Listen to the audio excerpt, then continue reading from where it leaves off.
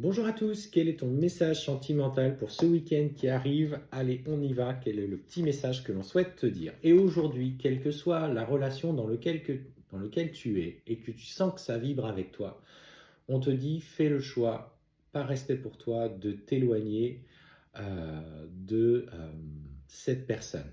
Tu as besoin aujourd'hui de prendre du recul sur cette situation, sur les conflits, sur les disputes, sur cette non-compréhension.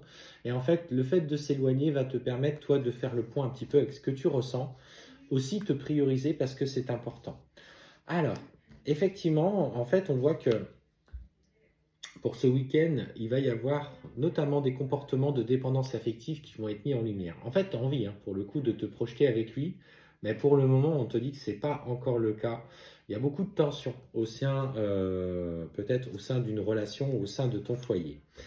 On te dit clairement que les projets les projets à terme par contre, t'amèneront sur des projets de vie en commun. Mais aujourd'hui, dans le cadre de la relation que tu vis, et tu vis une relation intense, parce qu'on te parle bien d'une relation d'une belle intensité, qu'elle soit âme sœur et flamme jumelle, mais on te dit clairement que tu as encore une trop grande dépendance affective.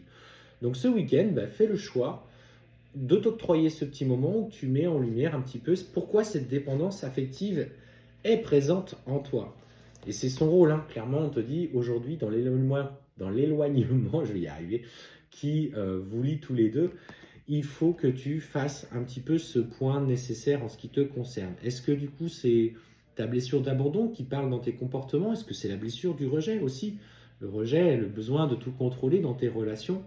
Euh, donc là, tu fais le point, parce que tu es bien dans cette relation particulière, et ça, il ne faut pas en douter, mais aujourd'hui, accepte cet éloignement nécessaire, parce que tant que tu n'auras pas refait le point sur tes répétitions de schéma, on sent que vous allez revivre cette situation, ces blessures, comme un cycle dans lequel vous êtes enfermé. Donc aujourd'hui, on s'éloigne pour sortir du cycle, on fait le point sur les blessures que j'ai à comprendre sur moi, et on te dit qu'effectivement, l'éloignement va générer beaucoup de tensions. Pour le coup, on sent que ton autre va agir pas forcément de la meilleure des façons. Il va faire des bêtises encore. Parce que lui-même, il a encore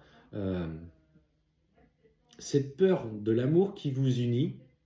Parce que finalement, il ressent que tu n'es pas prête. Pour le coup, c'est ce petit message que j'avais en plus. Il ressent que tu n'es pas prête. Il ressent que tu es en souffrance et il te veut.